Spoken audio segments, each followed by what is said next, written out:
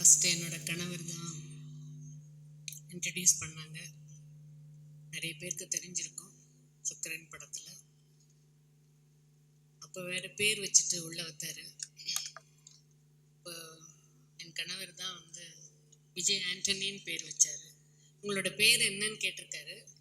ஒரு ராஜா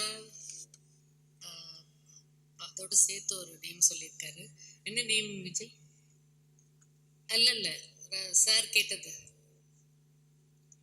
அன்னைக்கு கேட்டது இல்ல அக்னி, அந்த பேர் வேண்டான்னு சொல்லிட்டு உங்க நேம் என்னன்னு என்ன கேட்டார். அதான் பிரான்சிஸ் ஆண்டனி சிறில் ராஜா.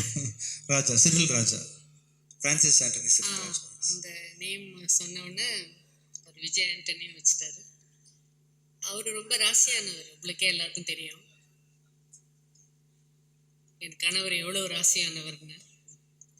இவர் ராசியா தானே இருக்காரு, அவருக்கு என்ன குறைச்சல்?